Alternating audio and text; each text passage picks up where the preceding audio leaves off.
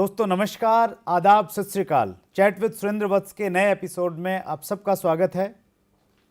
पिछले सप्ताह आपने हर्षवर्धन जैन साहब के जीवन के बारे में जाना, उनकी शरारतों के बारे में जाना, इस इंडस्ट्री का विजन हमने समझा। स्टूडेंट अवस्था में अगर आप इस बिजनेस को कर रहे हैं तो डबल कसौटी है, 3 से 4 गुना कसौटियों पे खरा उतरना होगा।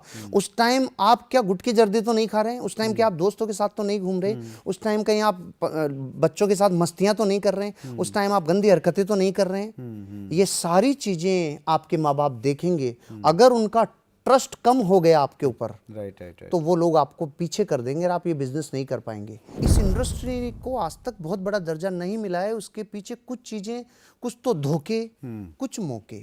धोखे और मौके लिपटे हुए होते हैं, इसलिए कोई भी आदमी अलग अलग नहीं कर सकता अगर पार की नजरें नहीं हो। नेटवर्क इंडस्ट्री ने 20 साल गुजार दिए, लेकिन वो दर्जा नहीं मिलने के पीछे कहीं ना कहीं वो व्यक्ति जो जोड़ने जाता है, लोगों को शामिल करने जाता है, लोगों को जीवन में रास्ता दिखाने जाता है, और जब वो नहीं जुड़ता तो इसके भीतर जो विद्रोह पलता है, फिर ये कामयाब होने के बाद जो उसके यहाँ ढोल नगाड़े बजाता है, ये विघटन है सर। इस एपिसोड में हम लोग आगे बढ़ते हैं और जैन साहब से अगले मुकाम पे हम लोग लेके जाते हैं कि इस बिजनेस में कामयाबी के लिए क्या करना चाहिए।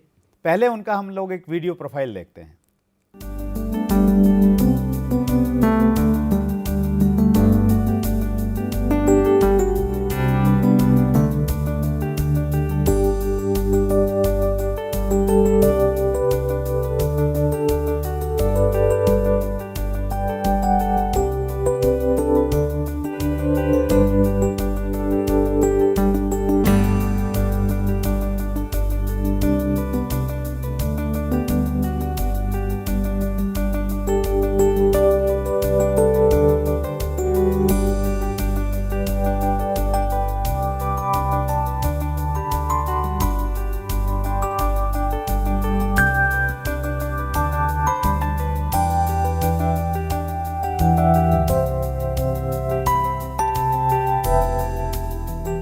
चैट विद सुरेंद्र वत्स के एपिसोड नंबर 2 में आपका स्वागत है जैन साहब। थैंक यू वत्स। और एपिसोड तो ऐसे ही हमारा 2 में इसलिए है क्योंकि बहुत कम एपिसोड हुए हैं जिसमें हमने पार्ट 1 और पार्ट 2 रखा है।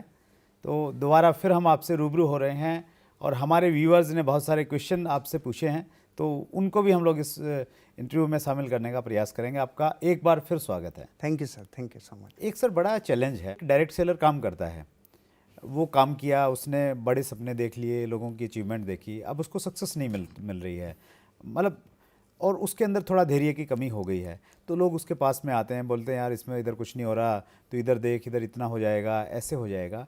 तो ऐसी परिस्थितियाँ में दोनों तरह के जो लोग हैं, एक जो उसको ये बोल रहा है कि भाई यहाँ पे छोड़ दे, तो यहाँ कुछ नहीं होना, उसके लिए आप क्या कहना चाहेंगे?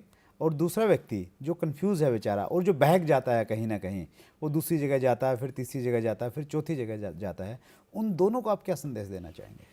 पहला फिल्टर तो हम तब लगाते हैं जब कोई व्यक्ति, नया व्यक्ति इस इंडस्ट्री को देखता है। राइट। तो जब वो देखता है तब ये डिसाइड हो जाता है कि इसकी अब सोच कैसी बनेगी, इसका क्या पैराडाइम बनेगा, कितनी लंबी यात्रा पे जाएगा। जैसे उसने देखा, अगर उसने जादू समझ लिया, अच्छा, अगर उसने इसको जादू समझ लिया ना, तो वो ये समझता है वाह क्विक मनी स्कीम, 3 महीने में काम कर दूंगा, बन गया मैं तो करोड़पति। राइट। ये सोच वाला आदमी ये समझता है जल्दी से जल्दी, वो फिर लॉजिक पे जाता है। राइट। एक लेडीज को बायोलॉजिकल बच्चे को पैदा करने में लगते हैं 9 महीने, तो 9 औरतें मिलकर कर लेगी 1 महीने में। जिंदगी ऐसे लॉजिक से नहीं चलती। ये इंडस्ट्री जादू नहीं है। या तो 90 साल के लिए प्रयास करता है आदमी, या फिर अपनी इंडस्ट्री को देखता है तो तुरंत ये लगता है वाह जादू हो गया, मैं तो 1 साल में तो जीवन ही बदल लूंगा।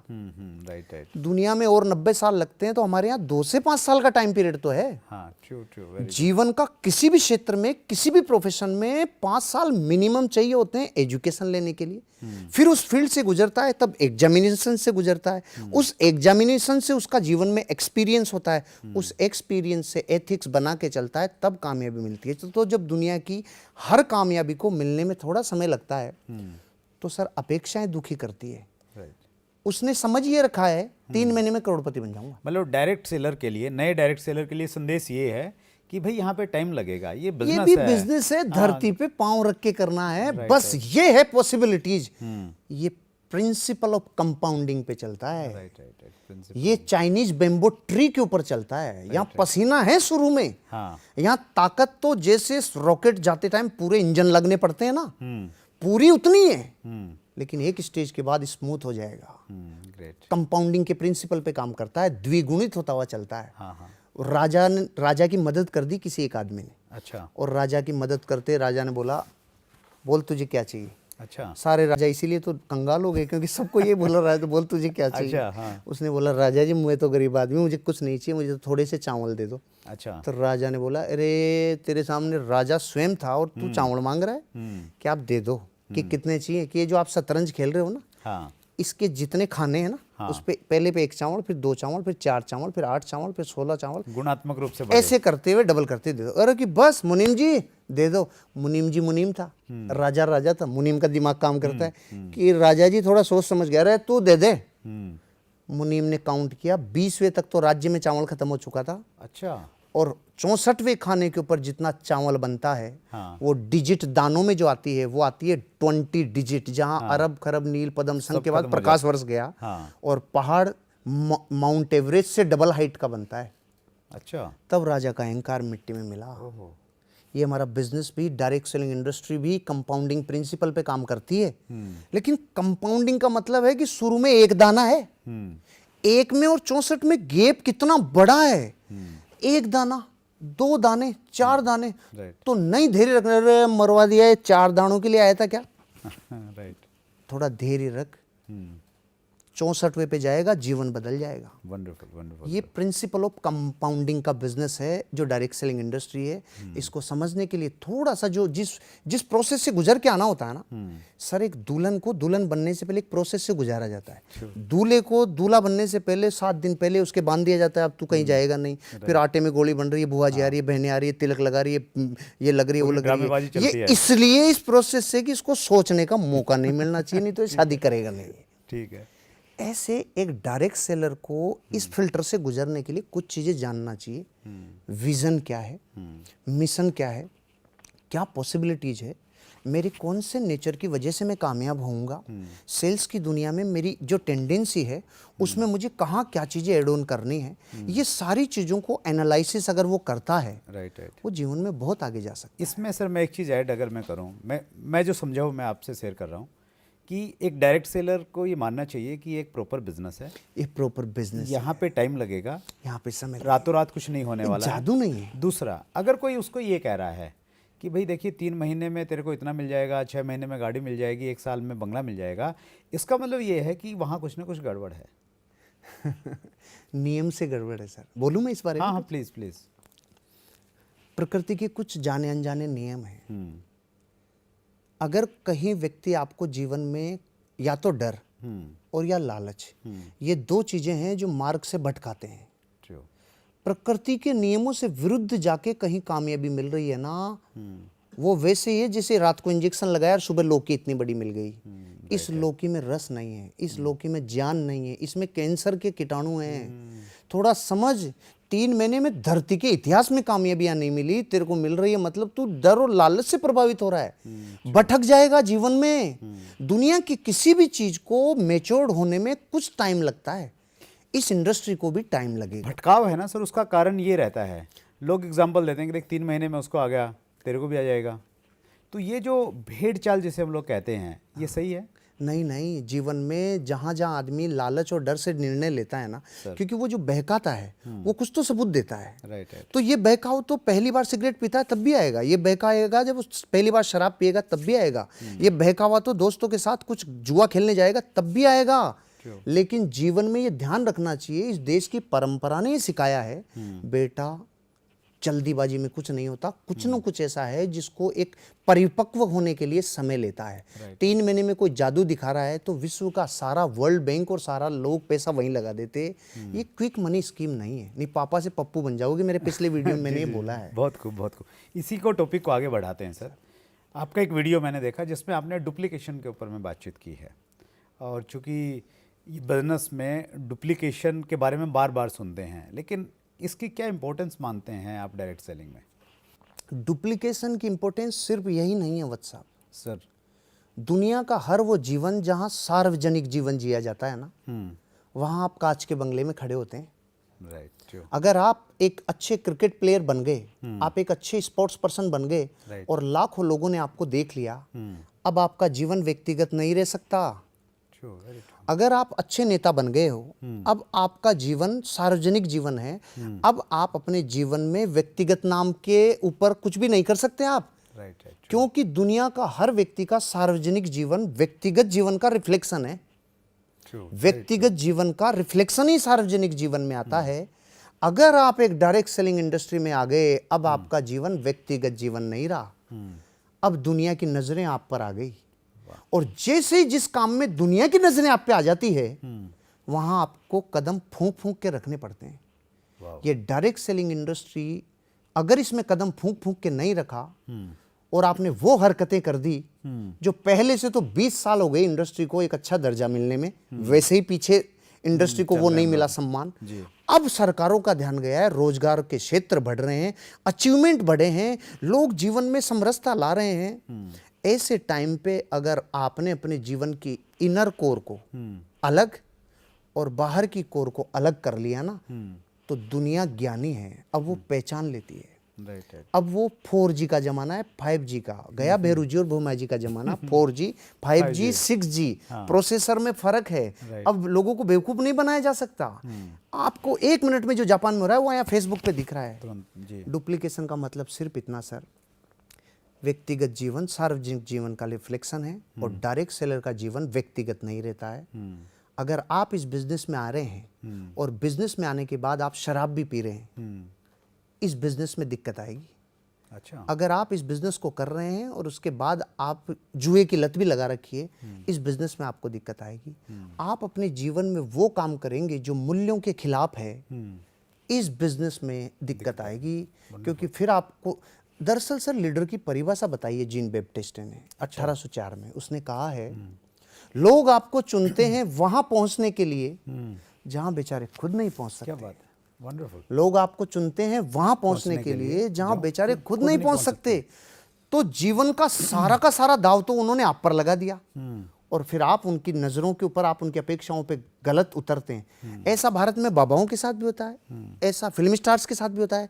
क्रिकेट, भारत में जिन जिन लोगों का इमोशन जुड़ता है ना जिनके साथ, अगर उन्होंने उनको धोखा दिया तो डुप्लीकेशन की तो प्रॉब्लम है। आप ध्यान रखिएगा, आपकी हर एंगल, हर एक घटना दुनिया डुप्लीकेट करेगी। तो आपका जीवन वो रखिए जो आप लोगों से करवाना चाहते हैं। इसलिए ये बिजनेस है, मैंने किसी को जोड़ा, अब वो मुझे रात दिन देख रहा है, तो मैं जैसा करूंगा उसके ऊपर वैसा असर जाएगा। क्योंकि जैसा पिएंगे पानी वैसी होगी वाणी, जैसा आहार वैसा व्यवहार, जैसी संगत वैसी रंगत। तो आपका डुप्लीकेशन का मैं अगर विजन देखूं ना सर, तो आपने एक लाइन बोली थी जो मेरे अंदर तक गई है सर। उस दिन इस देश के नेता और इस देश के प्रधानमंत्री, राष्ट्रपति कहने लग जाएंगे जिस दिन से वो डुप्लीकेशन इनको चौंकाएगा, जिस दिन से वो डुप्लीकेशन कहेगा। आज दुनिया में कोई भी संगठन के बारे में बात कर लीजिए, पॉलिटिकल हो, धार्मिक संगठन हो, सामाजिक संगठन हो, दुनिया की हर अच्छी चीज को लोग कहते हैं यार ये उनसे सीखो, ये उनसे सीखो। अपने बारे में दुनिया क्या कह रही है, उनसे क्या सीखो। अपन तो खुश हैं अपनी वाली जमात में मिलके, मर्सिडीज, BMW, ऑडी। रुको, सब है दुनिया में, सब है। हीरो की पोटलियां लेके घूमते हैं, चप्पल भी फटी हुई रहती है। ऐसे अमीर भी इस दुनिया में है, ऐसे नहीं, धरती पे रहो। डुप्लीकेशन का ध्यान रखो, क्योंकि दुनिया को वो हिस्सा दिखेगा आपका जो जो जो लोगों के ऊपर इफेक्ट डालता है। अगर मैं आपको ये बात इसलिए कह रहा हूं सर, इस 20 साल में, कम शब्दों में बोल रहा हूं, 50,000 लोगों की शराब छुड़वाने का मैं माध्यम बना हूं। 50,000 से ज्यादा लोग ऐसे हैं जिनके घरों में शराब पीते थे वो लोग। उन्होंने मेरी ट्रेनिंग, मेरी सेमिनार, मेरी संगत, किसी भी चीज को माध्यम मानी। पुरुषार्थ तो उनका ही है, क्योंकि देखो जिसकी ऐसी लत लग जाती है छोड़ना दुर्लभ है। मेहनत उनकी, ताकत उनकी, मेरा किया हुआ नहीं है, लेकिन मैं माध्यम बन पाया इस बात के लिए। मैं इस इंडस्ट्री में मैं नहीं होता तो मैं किसकी तो छुड़वा लेता, किसकी लगवा लेता, घर पे बैठा रहता। इस इंडस्ट्री ने मुझे ऐसा प्लेटफॉर्म दिया। तो अगर मैं इस बात को ध्यान नहीं रखूंगा कि मेरी हर चीज डुप्लीकेट होगी, तो मैं जीवन में लोगों को क्या सिखाऊंगा सर। मैं इसको इस रूप में कहता हूँ सर कि जब आपके पास में पैसा आता है, एक अगर हम नेटवर्किंग से थोड़ा बाहर की बातचीत करें तो अक्सर ऐसा देखा जाता है कि वो पैसा आदमी में बुराइयां लेके आ जाता है।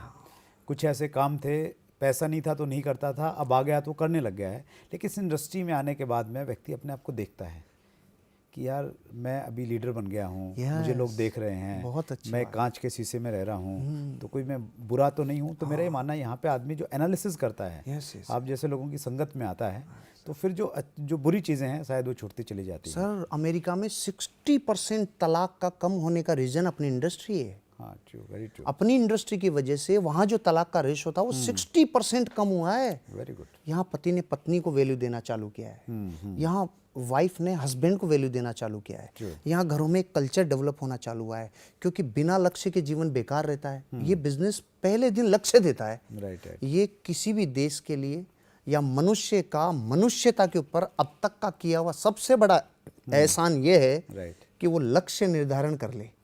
दोबारा बोल रहा हूं मैं आपको, राइट, राइट। मनुष्य का अपने ऊपर जीवन में किया हुआ सबसे बड़ा एहसान है कि वो खुद का लक्ष्य निर्धारण कर ले। हाँ। और अपनी इंडस्ट्री से आगे दुनिया में कोई नहीं है जो लक्ष्य पहले दिन डिसाइड करवा देते हैं। क्या बात है। और दुनिया में कहीं नहीं है। हाँ, बताते ही नहीं है। चीजें विरासत में मिल जाती है, यूं मिल जाती है, लेकिन अपनी इंडस्ट्री में पहले दिन पूछा जाता है क्यों है। पहले बता क्यों है, ये पैसे इधर रख, पहले ये बता, प्रोडक्ट बाद में दूंगा, हाँ। बाद में करूंगा, पहले क्यों करना चाह रहा है। तो वो कहते मतलब क्यों, मतलब सभी नहीं, जब तक वजह नहीं होगी काम करने की। ये सर इस देश के लिए भी बड़ा योगदान है, वंडरफुल, वंडरफुल। मनुष्यता के लिए भी बड़ा योगदान है कि यहाँ लक्ष्य निर्धारण पहले दिन से कोई ना कोई अपलाइन उसको कहता है। वंडरफुल। डुप्लीकेशन का तो सर जरूरी है ध्यान रखना। इसमें मैं एक चीज़ और ऐड करना चाहूँगा सर, ब्रायन ट्रेसी को मैं बहुत फॉलो करता हूँ, वंडरफुल लेखक हैं। उनकी किताब है लक्ष्य। हाँ। और उसकी प्रस्तावना में जो उन्होंने बात कही सर, वो मेरे अंदर तक चली गई। वो कहते हैं कि मैंने अपने जीवन में दर्जनों किताबें लिखी हैं, बहुत सारे देशों में मैंने वर्कशॉप किए, और मेरा जो ड्यूरेशन रहा है ट्रेनिंग वर्कशॉप का वो 15 मिनट से लेके और 5 दिन तक का रहा है। और इतना सब कुछ करने के बाद में अगर आज कोई व्यक्ति मेरे से ये कहे कि आप सिर्फ एक लाइन में सफलता की परिभाषा बताओ कि सफल होने के लिए क्या करना चाहिए, तो लिखते हैं कि मैं एक लाइन बता सकता हूँ। और वो फिर एक लाइन उस किताब में लिखते हैं। वो लिखते हैं लक्ष्य बनाइए, योजना बनाइए और प्रतिदिन अपने लक्ष्यों के लिए काम कीजिए। गजब। मतलब उस एक लाइन में पूरी फिलॉसफी है, और वो पहले दिन हमारे यहाँ पे सिखाई जाती है कि लक्ष्य बनाइए, ये बहुत और बड़ी बात है सर। फिर योजना भी बताई जाती है, और फिर उसको मोटिवेट किया जाता है कि भी ध्यान नहीं हटाना, फोकस रहना है, हर रोज काम करना है। इस देश के कर्ता धर्ताओं का अगर इस तरफ ध्यान जाए तो मैं एक चीज जरूर बताना चाहूंगा। प्लीज। पहली पंचवर्षीय योजना आई और लक्ष्य रखा भारत सरकार ने गरीबी मिटाएंगे, निकल गई 4 करोड़ गरीब। दूसरी पंचवर्षीय योजना बनाई, फिर लक्ष्य लिखा गरीबी मिटाएंगे, 8 करोड़ गरीब। तीसरी, चौथी, पांचवी, 10-12 पंचवर्षीय योजनाओं के बाद भी देश ने आज 80 करोड़ से ज्यादा लोग गरीब दे दिए। लक्ष्य बाय डिफॉल्ट नेगेटिव था। हाँ। अगर लक्ष्य ये होता कि समृद्धि बढ़ाएंगे, कामयाबी बढ़ाएंगे, खुशियां बढ़ाएंगे, क्योंकि गरीबी मिटाएंगे का मतलब है अंदर तक तो पहले बाप दादाओं गया हुआ, हम गरीब, बाप दादा गरीब, सारा देश गरीब, और ये याद और दिलाते हैं मोहर लगा के गरीबी मिटाएंगे। हमारी इंडस्ट्री का अनमोल योगदान है सर। और मैं आपको, अगर आप मुझसे ये पूछ लेंगे ना इस इंडस्ट्री का विजन कितना बड़ा है, प्लीज, तो मैं आपको ये जरूर बताऊंगा सर, इस देश को चलाने में महान योगदान होगा एक दिन नेटवर्करों का। Wonderful sir. मैं इतना बड़ा विजन देखता हूँ, क्योंकि वो खेत में पाणत करता हुआ रवाना होता है, मिट्टी को कपड़े में बांध के और लॉन में बैठ के खाता हुआ दिखता है, और वो उठता हुआ अपना जीवन देखता है, संघर्ष करता हुआ, लोगों की नो सुनता हुआ, फेस करता हुआ, वो जिस तरीके से मंज के रिफ्रेश होके निकल के आता है, वो रियल लीडर है सर। वंडरफुल। वो रियल लीडर है। ये रियल लीडर्स बनाने की फैक्ट्री है डायरेक्ट सेलिंग इंडस्ट्री। बहुत बड़ी फैक्ट्री है रियल लीडर्स। इसको थोड़ा सा आगे बढ़ाते हैं सर। डुप्लीकेशन की एक डेफिनेशन तो आपने दी, एक मैं इसी से रिलेटेड एक चीज़ और पूछना चाहता हूँ। इस बिजनेस में हमें सिखाया जाता है कि भाई आप इस बिजनेस में आ गए, आपने अपने जैसे लोगों को तैयार करना है, यानी अपने डुप्लीकेट तैयार करने हैं। जो काम आप कर रहे हैं हू बहू वो काम करने वाले लोग आपकी टीम में आएँ। तो अब टीम बहुत बड़ी है, सपोज उसमें हज़ारों लोग हैं, तो मैं चाह रहा हूँ कि मेरे डुप्लीकेट तैयार हों, मेरे जैसे काम करने लोग तैयार हों। तो उसके लिए मुझे कोई योजना बनानी चाहिए, कोई रणनीति उसके लिए प्लान करनी चाहिए। कुछ सच्चाइयाँ ऐसी होती है सर जो बहुत तेज शोर करती है, बहुत तेज आवाज़ करती है। उनमें से एक सच्चाई होती है आपके जीवन का कैरेक्टर। राइट। वो तेज आवाज़ करता है। मैं इस इंडस्ट्री में जब 2000 में आया था ना, तो जिस संगठन और जिस ऑर्गेनाइजेशन के साथ जुड़ा हुआ था, वहाँ की एक ब्लू रंग की पुस्तक ने मेरे जीवन को बदला था। वो थी code of conduct, ethics book. wonderful, ethics की बुक थी, मेरा लाइफ उसने बदला था। अच्छा। क्योंकि मैं उस जगह पे जब गया, उससे पहले मैं ऐसे संगठन के साथ काम करता था जो जीवन में डिसिप्लिन सिखाता था। राइट। मैंने वहाँ जाते ही जब ऐसे एथिक्स सुने, हाँ। और मैंने कहा इतनी छोटी छोटी बातों को गौर किया जाता है। तो मुझे ये समझ में आया, मेरे जैसा आदमी प्रभावित हुआ, 20 साल का लड़का प्रभावित हुआ। वेरी गुड, संस्कार है इनके पास, इनके पास ये चीजें। अगर इस बिजनेस में अपने को डुप्लीकेशन करने की इच्छा हो, वो तो सेकंड है सर। आपकी इनर की जो सोच है, जो भीतर कोर में आपके वैल्यूज हैं, हाँ। वो भीतर की वैल्यूज एक नजरिया बनाती है, वो विश्वासों में कन्वर्ट होती है, और फिर वो बिहेवियर बनाती है। राइट। तो किसी भी इंसान का जो बिहेवियर आपको बनाना है, हाँ। आपके नेटवर्क में 100 लोग हैं मान के चलिए, राइट। 100 लोगों का जैसा बिहेवियर आपको बनाना है, हाँ। तो जगत वो नहीं करता है जो आप कहते हैं, जगत वो करता है जो आप करते हैं। आप वो बिहेवियर करने लग जाइए, अपनी वो अंदर का संविधान वैल्यू जिससे आप अपनी लाइफ को चलाते हैं, राइट। जो कह रहे हैं वो करने लग जाइए। आपने बोला लिस्ट बनानी चाहिए, इससे अच्छा है कि आपने लिस्ट लोगों को दिखाई होती। Right. आपने कहा इनविटेशन सीखना चाहिए, इससे कहीं अच्छा है आपने इनविटेशन उनके सामने फोन टीम रख के एक्सरसाइज करके डेमो क्लास ली होती। आपने कहा रोज प्लान दिखाना चाहिए, आपने इसके सबूत देने चाहिए थे कि मैं रोज प्लान दिखा रहा हूँ। फॉलोअप में एक्सपर्टीज तब होती है जब हम फॉलोअप रोज करते हैं, ये आपको करके दिखाना चाहिए था, रोज एक प्लान दिखाना चाहिए। ये बात आप कर रहे होंगे तो कहना नहीं पड़ेगा, आवाज तेज गूंजेगी। प्रोडक्ट 100% यूज करने चाहिए, लोगों को शेयर करने चाहिए, रोज बुक पढ़नी चाहिए। तो रोज जो बुक पढ़ता है उसकी बॉडी से निकलती है वो, उसकी बॉडी से निसरित होती है वो। तो मैंने लाइफ में कभी भी ऐसा प्रयास नहीं किया जानबूझ के कि मैं ऐसी डुप्लीकेट करूं। मैंने सिर्फ अंदर अपने हिस्से की कोशिश की, तू रोज बुक पढ़, तू हर रोज एक सक्सेसफुल इंसान को सुन, तू रोज जिंदगी में अपने किए हुए वादों से अकाउंटेबल रहे, तू टीचेबल रहे, तू सीख, तू जिंदगी में अपने कार्डिनल रूल्स को नहीं तोड़े, इसका ध्यान रख। तो मेरी जो फर्स्ट लेयर थी, वो रोज जो मेरे साथ रहती है, वो देख हर्ष ऐसे कर रहा है, हर्ष ऐसे कर रहा है, और सर ऐसे कर रहे हैं, और सर ऐसे कर, फिर उनकी लेयर उनको देख रही है, उनकी लेयर उनको देख रही है। मतलब उसको हम इस रूप में समझें कि मुझे अच्छा काम करना है, वो काम करना है। वो जो आपकी बात है ना सर, वो बहुत यूनिक चीज़ है। मतलब उसमें बहुत बड़ी गहराई है कि आप शीशे के घर में रह रहे हैं, कांच के बंगले सब देख रहे हैं, कांच के बंगले में हैं। तो मैं ये नहीं देखूं कि कौन करेगा, कौन मेरा डुप्लीकेट करेगा, नहीं करेगा। मैं अच्छा बनता जाऊं, ट्रांसपेरेंसी के साथ में काम करूं, धीरे धीरे लोग डुप्लीकेट करेंगे और उनको फिर नीचे वाले लोग डुप्लीकेट करते जाएंगे। इन घटनाओं के बीच में सर जब आप कुछ प्रैक्टिकली करते हैं ना, बिजनेस में इन्वॉल्व रहते हैं, राइट। तो लोग छटते चले जाएंगे। हाँ। जैसे आप 7 घंटे से साथ हैं और किसी को जर्दे और सिगरेट की लत है, 7 घंटे बाद आपके साथ दिखेगा नहीं, वो अलग सा जाएगा, कोना ढूंढेगा कहीं। राइट। आप लोग छटे जाएंगे। फिर कुछ लोगों को कुछ अलग आदत है, कुछ अलग आदत है, कुछ अलग आदत है, कुछ को अच्छा, कुछ को बुरा, कुछ को क्या, कुछ को क्या। लेकिन कुछ होंगे जो आपसे जुड़ते चले जाएंगे। ऐसे की लीडर्स को आपको अपने साथ रख के जीवन भर उनको सींचना चाहिए, उनकी हेल्प करनी चाहिए। दिनों में हम काम करते हैं, अक्सर रात में हम लोग वर्कशॉप किया करते हैं। उन वर्कशॉपों में अपने जीवन को मांझना चाहिए। जैसे शिविर में जाकर एक इंसान, एक मिलिट्री मैन मिलिट्री के शिविर में जाके मांझता है अपने आप को, ऐसे नेटवर्कर को ताकत लगानी चाहिए जानबूझ के कामयाबी के लिए, अपने कैरेक्टर को बिल्ड करने की, अपनी इनर कोर को बिल्ड करने की, अपनी वैल्यूज को बिल्ड करने की, जानबूझ के। नहीं तो अनजाने में हार जाएंगे सर। वंडरफुल, बहुत खूब। जानबूझ के अगर ताकत अंदर नहीं लगाई तो बाहर हार जाएंगे सर। डुप्लीकेशन मैं बहुत बोलता हूँ सर इस बारे में। मतलब मैं जब बोल रहा होता हूँ तो मुझे स्टेज से उतरने के बाद लीडर्स कहते हैं सर आप जब ये बोलते हो ना, हम इधर उधर देखते हैं, इधर उधर देखते हैं। क्योंकि मैं वहाँ से बहुत बातें करता हूँ सर। मैं वहाँ से कहता हूँ सुनो, अपना जीवन का ध्यान पत्नी पे दो। आप पत्नी हो तो अपना जीवन का ध्यान पति पे दो। अनजान का आकर्षण होता है, यहाँ से वहाँ अच्छा लगता है, लेकिन होता नहीं है। पूरा विश्व घूम कर भी यहीं आना पड़ेगा। घर को संभाल लो भैया, थोड़ा घर में ध्यान दे लो। क्योंकि क्या इन 20 सालों में मैंने घरों को उजड़ते हुए देखा है। कामयाबी बहुत अच्छी मिल गई, लेकिन चरित्र तो अलग है। योग्यता अलग है। योग्यता से कामयाबी मिलती है, लेकिन मेंटेन चरित्र से होता है। चरित्र के पाए के बिना मेंटेन नहीं होता। मैंने इंग्लैंड के 2 ऐसे कामयाब लोगों की कहानियां जो पहले किताबों में छप गई थी और फिर अर्श से फर्श पे आ गई, क्योंकि चरित्र मेंटेन नहीं रख पाए। और आप पिछले 10 साल के भारत के अखबार उठा के देख लो, इस देश के बड़े बड़े नेता, बड़े बड़े स्पोर्ट्समैन, बड़े बड़े बाबा, बड़े बड़े लोग जिनका नाम और तुति बोला करती थी, योग्यता बड़ी थी तो करोड़ों लोग आपके अनुयायी बन गए, लेकिन चरित्र डिगमगा गया तो अर्श से फर्श पे आ गए। सर बैलेंस बनाना है, प्रकृति का नियम है सर, देती है छप्पर फाड़ के, चरित्र नहीं बचा तो ले लेती है फर्श भी उखाड़ के। बहुत बहुत वंडरफुल सर, बहुत अच्छी बातें आपने और बहुत गहराई में आप गए सर।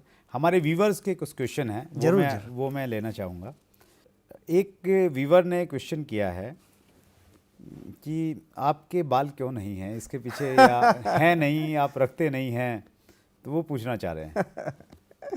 ये मेरे कमेंट्स में बहुत आता है। अच्छा, जब मेरे वीडियोस के नीचे भी ये बहुत कमेंट्स आता है। जो लोग मेरे साथ रहते हैं वो मुझे जानते हैं, लेकिन व्यूअर्स हैं और अब आपके थ्रू में जिन लोगों से मिल रहा हूँ वो जानते भी नहीं हैं। और ये सवाल आना स्वाभाविक है, नेचुरल सा है, क्योंकि सभी रखते हैं और एकाध व्यक्ति कुछ अलग करे तो वो थोड़ा सा डिफरेंट होता है और सवाल लाजमी है आना। राइट। सर बहुत मासूमियत के साथ आंसर देता हूँ कि जो चीज़ जीवन में आपका ध्यान खाने लग जाए ना, ध्यान खाने लग जाए।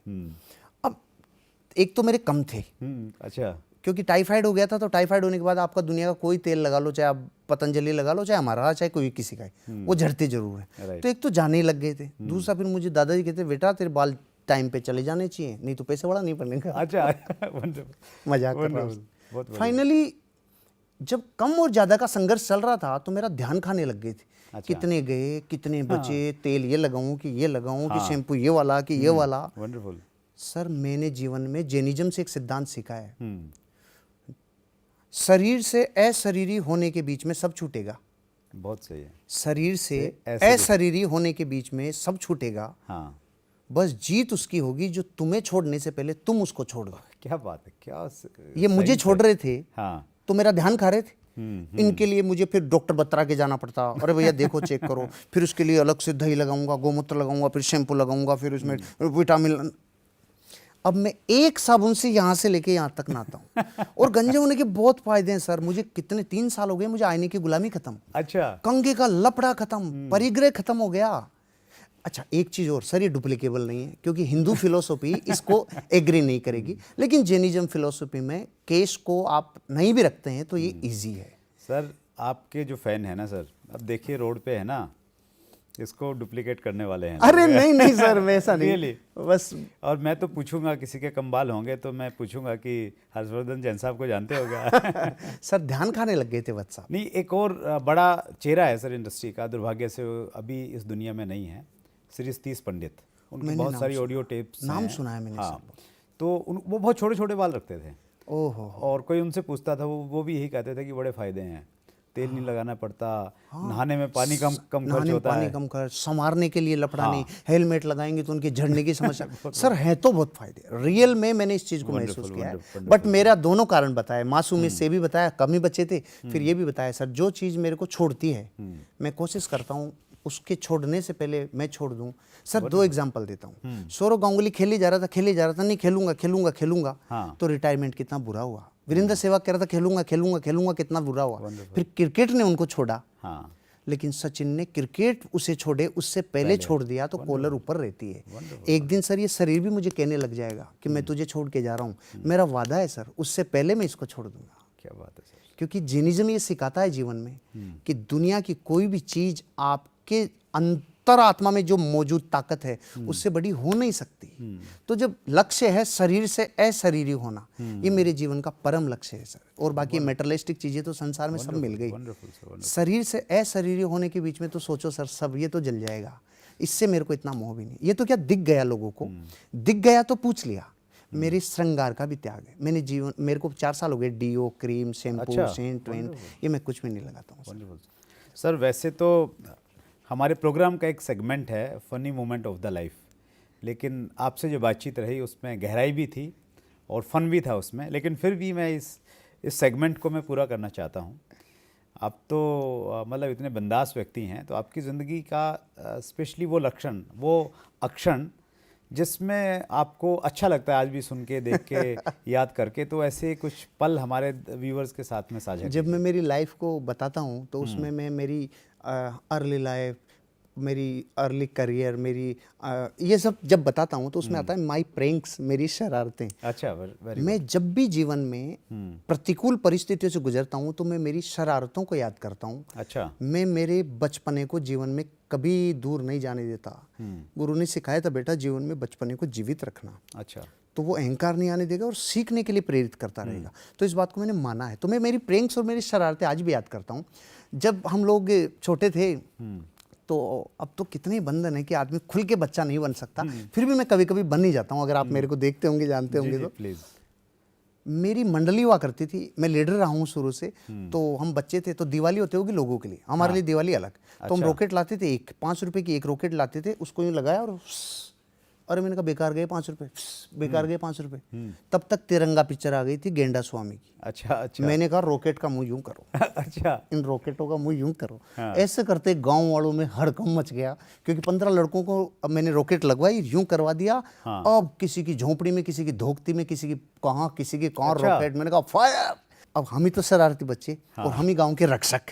हम फिर बुझाते, आग लगती फिर हम बुझाते। अच्छा, मतलब क्या बात है। ये जीवन में छोटी छोटी हरकतें खूब की। और एक लड़का था श्यामा, मेरा दोस्त था, तो वो शराब पीता था। मेरी मंडली में कोई शराब नहीं पीता था। तो वो एक दिन दिवाली के दिन हमारे ऊपर यूं पटाखे छोड़ रहा था, यूं आता जाए पटकता जाए। मेरा दिमाग खराब हो गया। मैंने कहा मेरे दोस्तों को बहुत डिस्टर्ब कर रहा है। तो वो शराब पीते पीते पटाखा छोड़ने के लिए जब एक बार बैठा, तो शराबी से पूरा बैठा भी नहीं जाता, मोटा था थोड़ा, तो पीछे 1-1.5 फीट का गैप रह गया। तो मैं उसके पीछे गया, एक सूतली बम लिया और नीचे फड़। अच्छा, वंडरफुल। 6 महीने तक श्यामा उल्टा सोया। मैं जाके बर्नौल की मालिश करके आता था। श्यामा गुस्सा, साले तूने मेरे को, मेरा पूरी तशरीफ जला दी। मैं श्यामा गुस्सा, थूक दे, तूने मेरे ऊपर उदम पहले। ऐसा नहीं करना आपको ये लोग। लेकिन मेरी इन शरारतों का मैं जीवन में एनालिसिस किया। जिंदगी में शरारती बच्चे का एक प्लस पॉइंट है, वो दुनिया का बुरा से बुरा वक्त देख ले, वो कभी नेगेटिव नहीं हो सकता, मायूस नहीं हो सकता, हताश नहीं हो सकता, क्योंकि वो प्रैंक्स उसके जीवन में उसको अपनी लाइफ को पॉजिटिव करने में हेल्प करती है। मैं तो सोच कर भी हो जाता था। इंडस्ट्री पे जब खतरा आया था तो हम लोगों को तो, मुझे तो 37 दिन जेल भी जाना पड़ा था। मुझे 37 दिन जेल हुई, तब भी मैंने वहाँ पे लगभग 200 किताबें पढ़ दी। अच्छा। हमारे बैरक में सारे लोग वो थे जो नेटवर्कर्स टाइप थे, अच्छे सफल लोग थे, परिवारों से सुदृढ़ थे। तो वो गायत्री परिवार के प्रवचन में जाते थे। तो मेरी एंट्री संडे को हुई थी। तो संडे को जब मैं गया था तब तो वो गए थे वहाँ पर। अच्छा। उनके प्रवचन में। उसके बाद फिर 37 दिन मेरे ही हुए। क्या बात है। मैं आया था, वो बहुत रोए। मैंने कहा क्या था, यहीं बैठा रहूंगा। हम लोग केस जीत के आए सर, और बाइज्जत बरी का ऑर्डर लेके आए। दुर्भाग्य इस देश का कि यहाँ नेगेटिव खबर दिखाई जाती है, ये जेल में गए, ये खबर नहीं दिखाई जाती, ये सही थे, ये जीत के आए, लेकिन ये नहीं दिखाई जाती। टफ टाइम रहा मेरे लिए। 37 दिन तक मेरे को, मेरे जमीकंद का त्याग है, रात को खाने का त्याग है। तो जीवन को 2-3 दिन खाना नहीं खा पाया, लेकिन फिर नमकीन दही इनके साथ खाना खाया, कोई नींद भी नहीं टूटा। लेकिन जीवन में उस वक्त भी ये सोचा था मेरी इंडस्ट्री बचनी चाहिए। मेरी बच्ची स्कूल गई दूसरे दिन, जब हम लोग फ्रंट पेज पे थे। अच्छा। तो बच्चों ने, दोस्तों ने पूछा, अरे पापा, तेरे पापा जेल में चले गए, तेरे पापा को अरेस्ट कर लिया। मेरी बेटी ने कहा, पागल, करोड़ों लोगों के रोजगार को बचाने के लिए मेरे पापा जेल में गए। क्या बात है सर। तो मैं तो सर जीवन में कभी भी किसी भी सिचुएशन में नेगेटिव नहीं हुआ। आप है ना सर, जिस बेवाकी से इसको कैमरे के सामने बोल रहे हैं, ये तो जीवन वो आपकी महानता दिखाता है, और ये दिखाता है कि आप इस इंडस्ट्री मेरे से जीवन कितना प्यार की, करते हैं। जब आप मेरे बारे में पूछ रहे हैं तो फिर मैं मेरे बारे में क्या छुपाऊंगा। जीवन को जितना खुला रखते हैं हल्का हो जाता है। वंडरफुल। तो ये जीवन के हिस्से हैं सर। हर बार लाइफ में जब भी कुछ बुरे वक्त देखे ना, तो उनको गौर से सचेत होके, सजग होके देखा और उठ गया। तो क्योंकि गुरुजी ने सिखाया था, अच्छे वक्त पे इतराना नहीं और बुरे वक्त पे घबराना नहीं। 11 के झटकों ने बहुत सिखाया। उसके बाद मेरा जीवन बहुत बदला। तो मैं हर चीज़ को बहुत इत्मीनान से, पाँव धरती पे रखता हूँ सर, सपने आसमान के देखता हूँ। मेरे व्यूवर्स को, आपके फैंस को, आपके चैनल के व्यूवर्स को, सबको यही कहना चाहूँगा, पाँव तो जमीन पे अंगद की तरह गड़ा के रखना, सपने आसमान में देखना। जमीन पे पाँव गड़ा के रखने का फ़ायदा, टफ बनते हो, प्योर देसी बनना। इस देश की मिट्टी में बहुत ताकत है। और सपने आसमान के देखना, ताकि इस देश के महान लोगों ने जिन रास्तों पे चलकर अपने आप को महान बनाया, अपन भी वहाँ तक पहुँच सके। और इस इंडस्ट्री के अलावा दुनिया की किसी भी फील्ड में कामयाबी की ताकत हमसे 10 गुना लगानी पड़ेगी। इसके नेचर में ढल जाओगे तो 2 से 5 साल में जीवन की चरम सीमा तक पहुंच जाएंगे। Wonderful sir, wonderful. और कुछ बाकी रहा हो तो गुरुदेव पूछ लो। जैन साहब, आपने बहुत सारी जानकारियां हमारे व्यूअर्स को दी और मेरा पर्सनल एक्सपीरियंस ये रहा कि हम जब सवाल जवाब का सिलसिला शुरू करते हैं या तो मतलब चूँकि थोड़ा एजुकेशन की बात होती तो बहुत गहराई में जाते हैं, तो आप बहुत गहराई में भी गए और उस गहराई से बिल्कुल आप बाहर भी आ गए। ये मेरे लिए एक अविस्मरणीय इंटरव्यू रहा आपके मुझे साथ आपसे में। मिलने की बहुत इच्छा थी। मैंने कहा चलता हूँ सर से मिलने। नहीं, वंडरफुल, और वंडरफुल। सुबह से मैं सोच रहा था चलना है बिल्कुल नादो के आया हूँ बिल्कुल। चल के आना है सर के। वंडरफुल सर, आपने इतनी thank you सारी so much, जानकारियां sir. शेयर की हमारे व्यूअर्स के साथ में। आपने हम मुझे सब बुलाया। आपके बहुत आभारी हैं। दिल से शुक्रिया। Thank you so much. और एक वायदा चाहते हैं कि हाँ, आपके बुलाने से पहले मैं आ जाऊँगा। Wonderful, wonderful. Thank you sir, thank you sir. So ये थे श्री हर्षवर्धन जैन साहब। 19 साल का डायरेक्ट सेलिंग का तजुर्बा, उनकी हर बात से, उनके हर शब्द और डायलॉग से झलक रहा था कि वो इस इंडस्ट्री को कितना प्यार करते हैं और कितना बड़ा विज़न उनका इस इंडस्ट्री के प्रति है। हर मंगलवार रात्रि 8 बजे हम आपके सामने उपस्थित हो जाते हैं किसी न किसी एक महान शख्सियत को लेके, ताकि हम उनसे सुने, सीखें और अपने ज़िंदगी में, अपने जीवन को हम लोग आगे बढ़ाएं। सो इससे पहले कि ये इंटरव्यू ख़त्म हो, आपने क्या करना है, चैनल को सब्सक्राइब कर दीजिए, बेल आइकन जरूर प्रेस कीजिए ताकि हर नोटिफिकेशन आपके पास में आए। कमेंट बॉक्स में जाके लिखिए कि आज का ये इंटरव्यू आपको कैसा लगा, किन लोगों से आप मिलना चाहते हैं, उनके नाम आप जरूर लिख दीजिए।